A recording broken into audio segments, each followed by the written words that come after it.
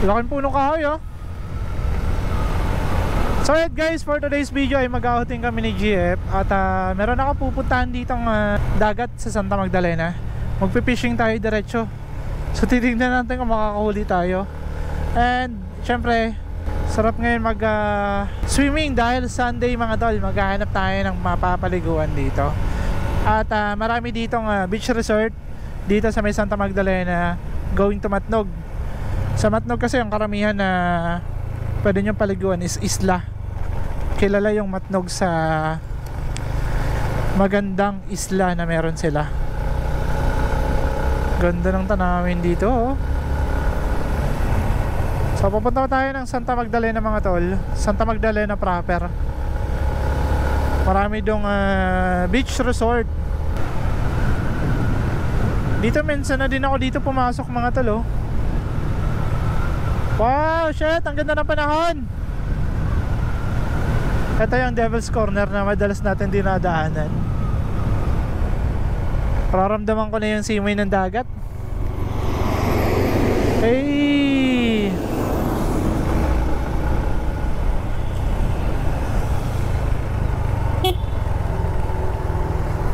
Boom!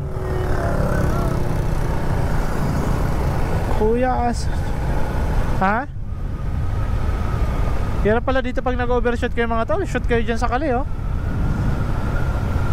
Diyan kayo pupulutin sa kanal. Kaya dandahan lang kayo dito.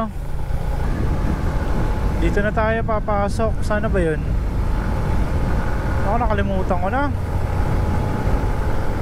Pero dito na tayo sa Matnog mga tol. At ito yung mga nakapilang truck na sasampa ng barko papuntang Samar.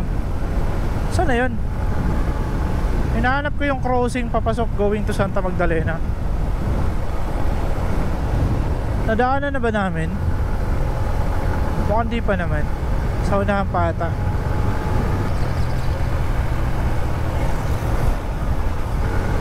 So dito mga tol, yung truck at yung mga normal na vehicle like private vehicle and yung mga bumabiyahing bus, nakapila-pila na. So yung mga van mabilis lang makaalis, pero yung mga truck yung matagal, maghihintay.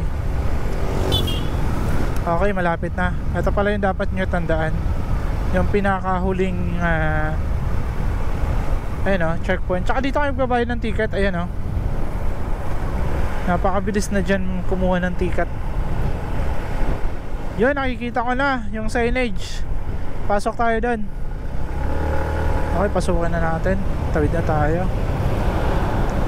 Kung magsasentro kasi tayo, mapapalayo tayo. Baris Lahong. So etong daan mga tol, tutumbukin na natin ito yung Santa Magdalena proper. Kaya lang ito, di ganun kaganda yung tulay dito oh. Unang pasok nyo, huwag agad kayo bibira. And ingat kayo dito kasi ang sikip pa.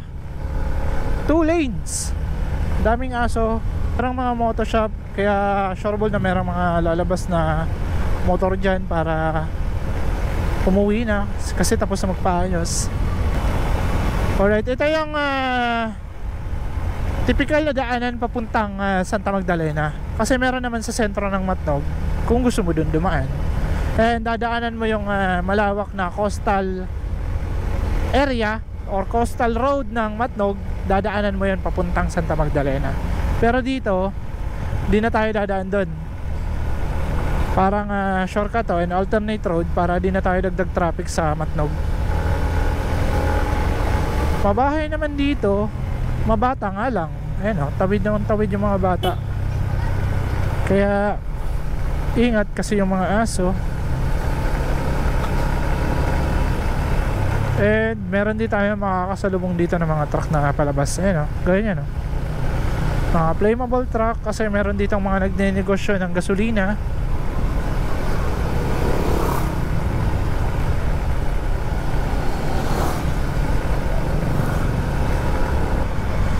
As of na mga tol, napakaganda ng panahon for today's video. Mainit sa Sorsogon. Kaya nakapag-isip kami ni GF ngayon ng mag beach, mag outing tayo mga tol. Sarap talaga oh. Wala man lang bahid ng iuulan. Tsaka walang bahid ng ulan dito ngayon. Di man lang umulan kaninang umaga or kanina lang bago tayo dumating. Dito marami tayong makikitang nagtitinda ng isda kasi yung Matnog ay kilala sa mga supply ng isda din. Halos nandito, marami. Malakas dito ang hulihan ng isda. Katapakyat na tayo. At okay na yung kalsada dito. Kasi ang pagkakaalala ko, itong portion na to, di ganun kaganda dati. Pero mag-ingat pa rin tayo. Kasi yan oh. Ito pala, di pa talaga pala okay. Kala ko okay na. So ito nga lang ang kailangan nating kapain. Gawa ng ay napaka solid. So kailangan lang dito magbigayan kasi kawawa naman yung dito. Kawawa naman yung mga papuntang Santa Magdalena kaysa sa palabas dito. Bigayan lang. Mabahay talaga dito mga tol. Walang problema kayo dito. Naburakan. Ito mga sityo na to ng Matnog eh.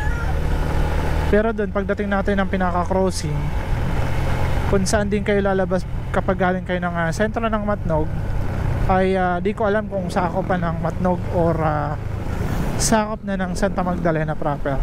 As of now Sunday, hindi ko alam kung marami nagra-rides. Pero meron ako mga nakakasalubong nakikita. Pero kasi kami ni Jeff ngayong araw na to, trip namin mag-beach. Mag-beach tayo kasi matagal-tagal na din hindi kami nakakapag-beach. Ganda talaga ng panahon mga tol. At sana makahuli tayo ng isda. First time ko ulit mag-fishing ngayon. Sobrang tagal na. Sobrang tagal na. Hindi ko na ibabalik yung trip ko sa buhay, ang mag-fishing. Itong motovlogging ngayon lang to eh, yung pagbablog. Pero yung pagpipishing hindi pa ako nagbablog. Bata pala ako, hilig ko na yung panghuli ng isda. Kasi isa din yan sa hanap buhay namin that time. Sarap kaya iulam. Ito na Santa Magdalena. Ito yung arko. Dadaanan pa pala natin yung arko ng Santa Magdalena. Nakakamiss naman. Dito magsisimula na yung widening. Kasi ayan oh, pinagbabawasan na ng mga punong kahoy. And lalong lumiwanag. Nawala na yung parang 3 tunnel dito. Parang nakakapanibago. Biglang aliwalas. Ang ganda naman ng nakasabit doon sa sasakyan. Kita mo? Ayun o. May nakasabit sa sasakyan. May nakasabit sa sasakyan. Ngayon lang ka nakakita ng 4x4 na may itlog. Ayun o. May itlog mga tol sa baba. Tsaka ang daming sticker ni sir. Big shoutout sa kanyang napaka-solid na mga sticker. Tapitan natin. Papakita ko sa inyo yung itlog. Ayan o. Yun. Sana all may itlog. Sana all may bayag. Bayag sa Bicol. Ewan ko kung ang tawag nyan sa ibang lugar.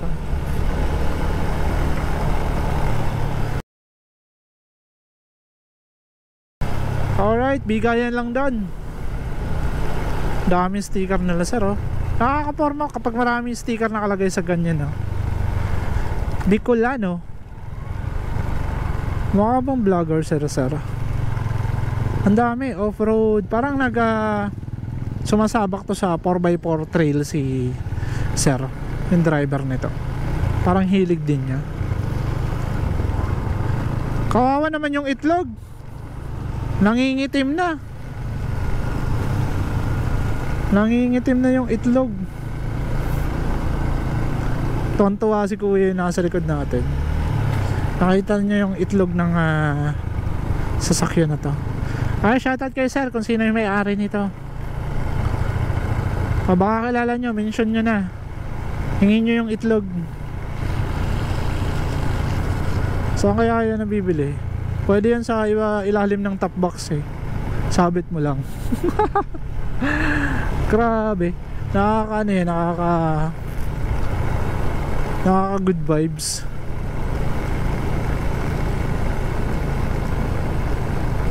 Dito usually ang daming under construction. Marami tayong madadaanan dito under construction compare doon sa sinasabi ko kanina, yung sa may sentro. Baka itlog yan. Maputing itlog eh, hindi yan Pilipino, Amerikano yan. Pag sa Pilipino maitim. Oo, Pilipino, proud of Pilipino eh. O yung mapuputing itlog dyan, yan o, Amerikano yan. Kung maputi yung itlog nyo, edi wow. Sana all. Sana all maputi yung itlog. Ito kasi, itong sasakyan na to eh. Ba't kasi naglabas yan ng itlog? Ay, pakitago ng itlog mo. Ba't mo nilalagay dyan?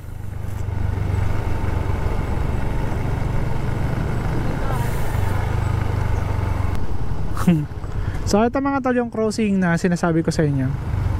Si Sir Itlog, ito, papunta na doon. Tayo papunta dito. Diyan, residensya na dyan. Ay, dyan tayo. Doon tayo. Di ba nandun yung residensya? Doon tayo. Nandiyan yung mga resort eh. Hindi, naka-on. Maliligaw pa tayo. Dito tayo. Dito tayo sa katabi ng residensya para feel natin nakapag-residensya tayo. Mahal kasi dyan mga tot. Alay, one day lang kayo dyan. Overnight lang kayo dyan. 12K yata. Tansya ko lang ha. Base sa mga napagtanungan namin, nakapagkwento sa amin. Kasi dito meron namang katabing resort. Napaka-solid yan. Papasok natin yung motor, tsaka pwede tayo mag tent lang.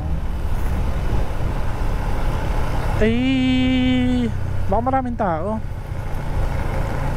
Tingnan natin. Ay, walang masyadong tao. Open.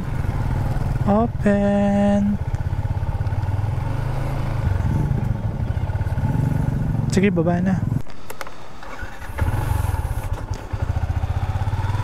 But mga tol, kapag entrance na tayo, katabi ng residensya to eh. 50 50 yung entrance.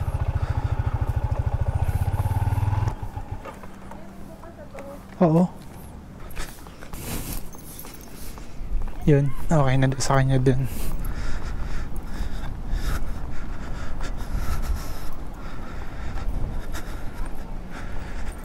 Nakalimutan ko na dito eh.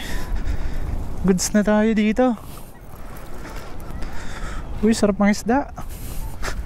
Kunin ko lang yung box mga ta. So magsaset up muna tayo. Napakaganda dito. So dito tayo mga tol. Ito yung residensya. Yan o, residensya yan. At ito yung resort na nasa tayo ngayon. Ito tayo sa pinakakanto. Tapos meron pa doon mga resort ko. So dito na tayo. Pwede ako mag-fishing din mamaya. Set up tayo. So magsa-set up tayo mga tol. Dito na tayo magsa-set up.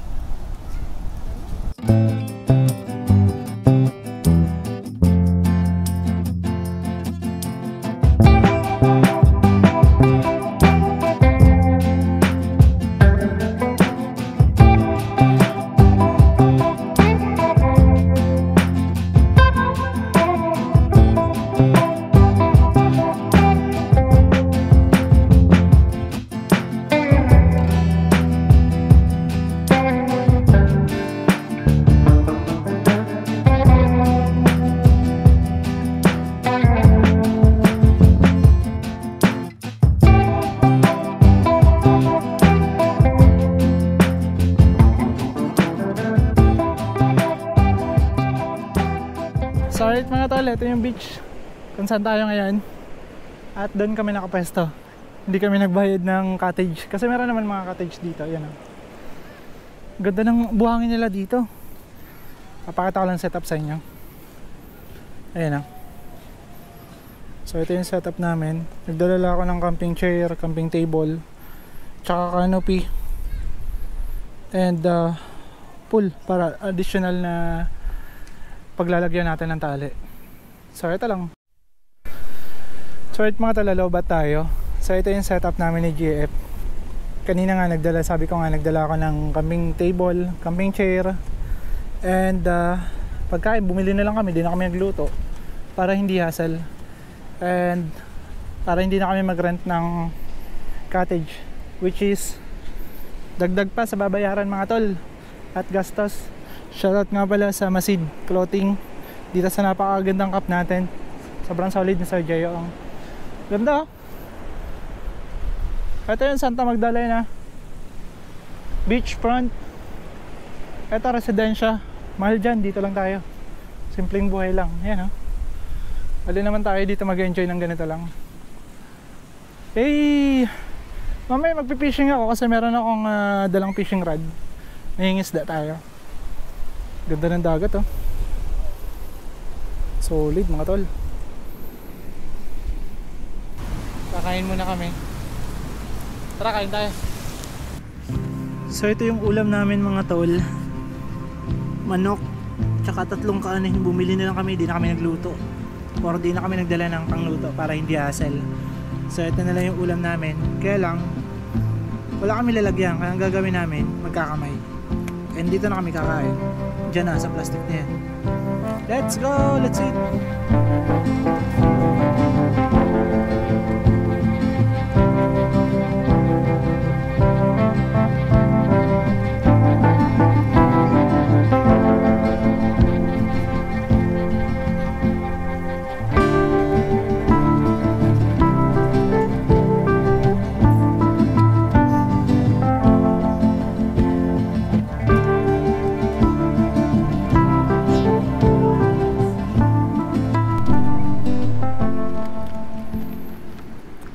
Napakainit pa rin mga tol.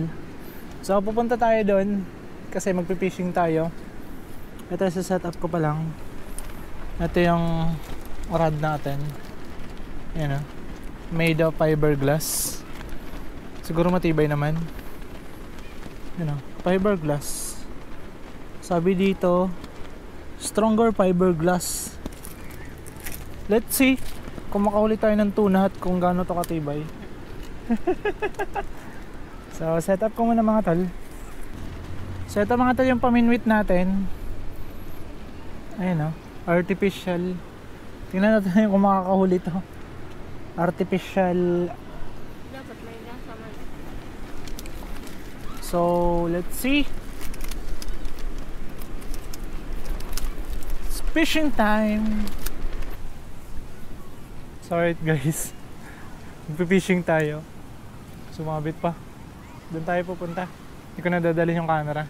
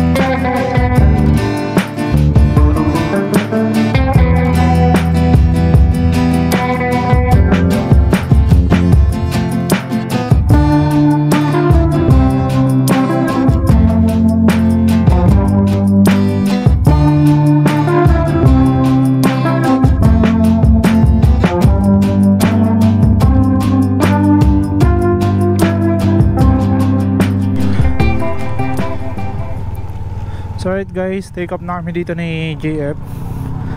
At napaka-solid naman ang araw natin.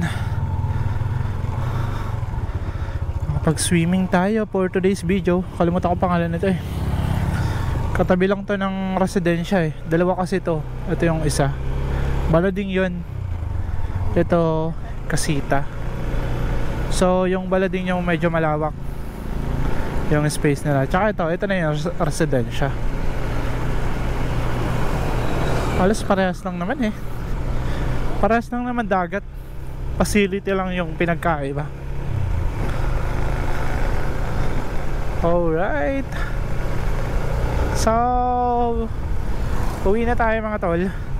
At doon ako magpapaalam sa labas. Ganda oh. Irusin mga tol. Touchdown. At nakabalik na kami. Dapat kanina pa ako nagpaalam sa inyo, pero dito na ako magpapaalam kasi napakaganda talaga dito ng view. So maraming salamat sa inyong panonood. At muli abangan nyo kami kung saan naman kami muli tatambay. At magbe-beach camp, beach outing, kung ano yung trip natin. So maraming salamat sa panonood nyo, sa suporta nyo. Overtake lang tayo.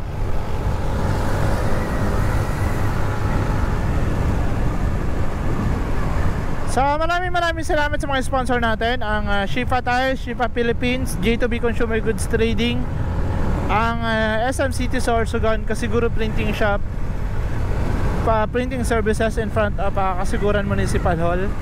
So yun lang, maraming salamat sa panonood nyo. Peace out.